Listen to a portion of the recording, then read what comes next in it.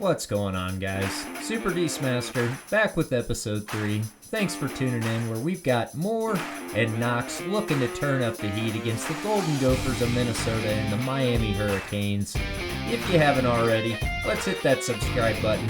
Hit that like button. What you waiting for? Getting right to it here in week 6. We come in 3-0, undefeated, ranked number 18 in the country. We're facing off against unranked Golden Gophers at 3-2. We look like the better team overall. They've got Johnson, Coughlin, and Cashman. We come in again with Moore, Bailey, and Blow. Our quarterback is making an appearance on our top player screen.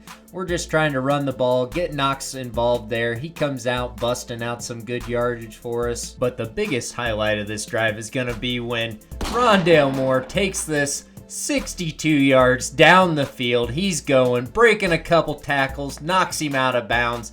We're within striking distance. Here he is again, and he gets in right there. 13-yard reception. Rondale Moore puts us up for our first score, 7-0. Our defense holds strong their first time out on the field, bringing our offense back out, getting us within striking distance real quick here, not messing around, and like a knife through butter, Isaac Zico gets into the end zone for his first touchdown of the game, putting us up 14-0. Now, our defense does allow a field goal on the next drive, which isn't anything crazy compared to what our offense does. Blow makes his first interception of the game, but our defense holds strong, no surprise there. Allows Blow to come out firing away on that next drive. He does get us out of the shadow of our own goalpost, but within no time, Blow gives us what we're looking to see. There it is, the interception, number 2 of the day.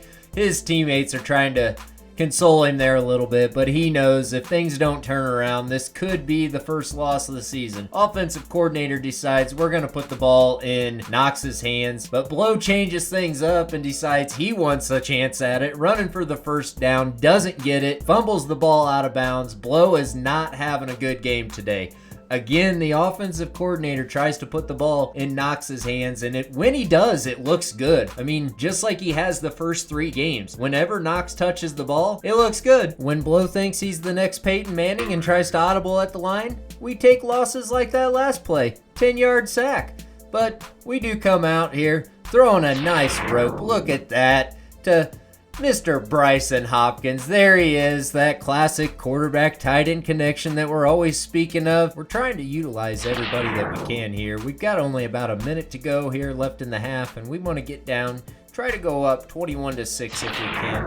Rondale Moore runs a nasty corner route, 23-yard pickup, puts us within a couple yards of the end zone, sets up Jackson Anthrop on the left side, quick slant. His first touchdown of the season, putting us up 21-6 at the half. We do start the third quarter with the ball. We come out, moving the ball pretty good. David Blow makes some pretty impressive throws. There's another one to Terry Wright, right across the middle. The first one to Bryson Hopkins, but it doesn't take long before his true colors start to show. There's the first sack of the drive. Blow keeps coming to the sideline, telling the offensive coordinator that deep ball is there, so he finally listens to him, lets him call one, and look what happens. On a rope to Martin of the Golden Gophers. He starts to return it. Honestly, I almost thought he was going to take it back for a pick 6. But unfortunately, Rondale Moore is going to miss a quarter of this game. Nothing too serious. Look at this ballsy pass by David Blow. 3 defenders around him. He's standing in his own end zone. The cojones on that guy. I'm telling you, Minnesota did end up scoring right before the start of the fourth quarter. Brings them 13-21, but we get down within scoring distance and we hand the ball off to our golden ticket, DJ Knox, and he punches it in, bringing it 28-13. But on the Minnesota next drive, they end up going for 2. They're trying to have a chance of winning this, coming down to crunch line at the end of the game. Their coach is calling timeouts, trying to salvage all he can, but their mascot knows what's about to happen. This is going to be a Boilermaker win. All we got to do is just maintain the ball. Just keep matriculating the ball down the field, boys. Yep, that's right. Just keep moving it right on down the field. Knowing our luck, that won't be the case, but all we can do is try. Just keep... Oh, what'd I tell you? What'd I tell you? Yep, Blow was due for his 4th pick of the game. 4 turnovers, 1 game. The offensive line knows it's going to be a tight one. we end up holding on for the win. Our defense hangs strong. Quick look at some of these games around the country. Number 4 Clemson lost to Wake Forest, and University of South Florida Bulls are ranked 16th in the nation. We're looking at some recruiting here. We've got Ross Wilcox. He's darn near committed, as well as Michael Engel. We will get Michael Engel, Eric Avery, and Pat Wilson scheduled for the game against the Wolverines. And if you take a look at some of our recruits here, they're not terrible. They're not great. I mean, we've got Michael Engel and Terrell at the top, and some offensive lines, some corners. And then we go ahead and level up our coach. We want to emphasize ball security all we can. And then we're going to get jumped right in over there to week 7 against the Miami Hurricanes. It's going to be number 10 Purdue against number 15 Miami at Miami. This is going to get exciting. Looks like some of our top selection recruits decide they don't want to commit to Purdue. They lock us out. We're going to unlock Isaac Harris and Corey Roberts. See if maybe we can still have a chance with them. Dan Sanders decides he wants to be a Florida Gator. We're going to let him go. That's fine. Taking another quick look at the top 25 in the country, Ohio State leads us off. Next with Alabama, Penn State, Stanford, Michigan, Washington State, and so on. Clemson is down towards the bottom thanks to their loss to Wake Forest, and we're going to jump right into our game. Herb Street thinks we can come out on top in this. I hope he's right. They've got a record of 3-2. They come in with all defensive guys. Willis III, Quarterman, and Johnson. And then obviously we've got Moore, Bailey, and Blow making another appearance. No injuries for us. We're going to get right to it. Number 10, number 15, Miami versus Purdue. Miami wins the toss and puts our offense out on the field first. That's fine. We want to see David Blow, DJ Knox, Isaac Zico, and Rondell Moore. We come out hitting Isaac Zico for a nice pickup. We want to go ahead and make those adjustments. We don't want any fumbles. We can't adjust for interceptions other than just not throw them. We do end up moving the ball fairly easy on this first drive. We get within scoring distance pretty quickly here, and we throw a zinger right to Bryson Hopkins. Puts us up 7-0 to take the lead and send our defense back out onto the field. See how they can hold. They do hold strong on their first series out, bringing our offense back, and again we're hooking up with Bryson Hopkins. He's an impact player at this point in the season. We're 5 games in. It's good to see that he can.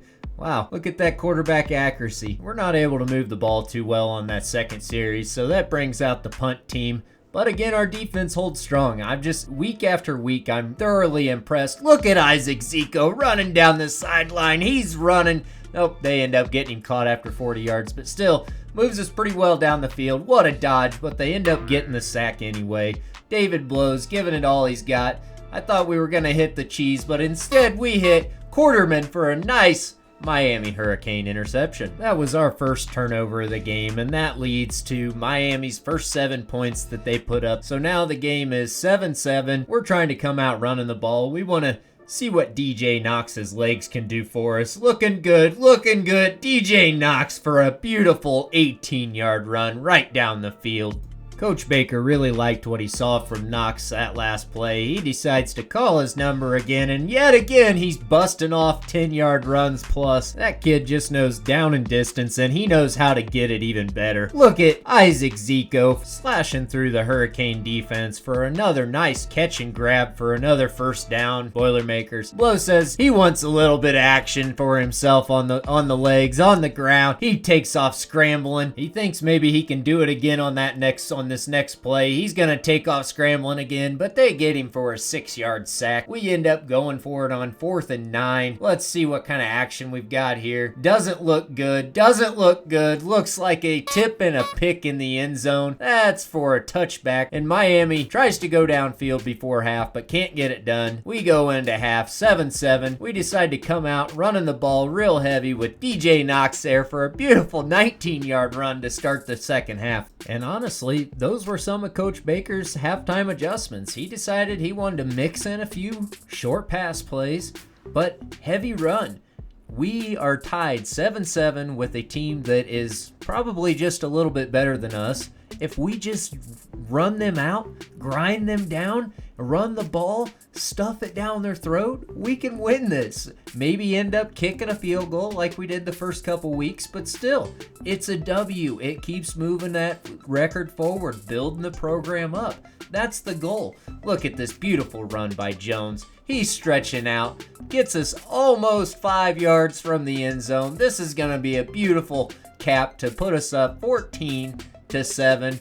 But instead, we end up deciding to throw the ball, and look at this. We went for it on 4th down. It's not going to go our way, but if you look to the right, my B receiver out there was open, blew the coverage. Look at that. I just picked the wrong receiver. I really kick myself in the backside sometimes, but we're going to stick to that offensive game plan we decided on halftime. We're trying to run the ball heavy. The game's still tied, 7-7. We're almost to the 4th quarter. It's going to get tight. This is going to be a nail biter, ladies and gentlemen. Stick around, because here comes the 4th quarter. It's tied, 7-7. Coach Baker is an aggressive coach, and he tries to go for it on 4th down.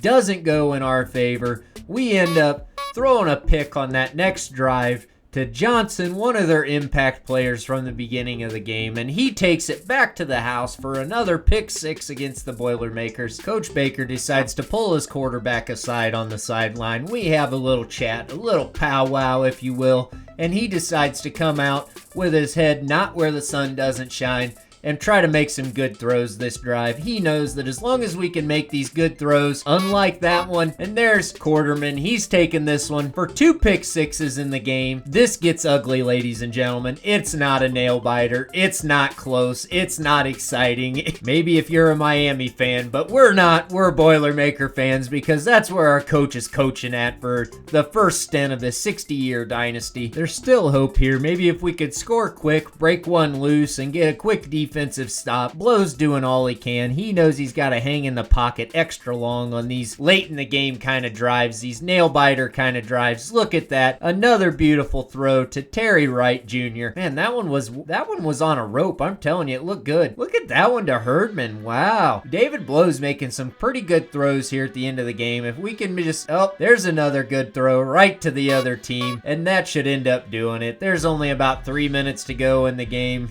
It's a 2-score game. They're up 21-7. The flag was a clipping call against the Hurricanes. They end up kneeing it a couple times and walk away with the W. Shaq Quarterman, he had one heck of a game. 1 for pick 6, 2 interceptions total.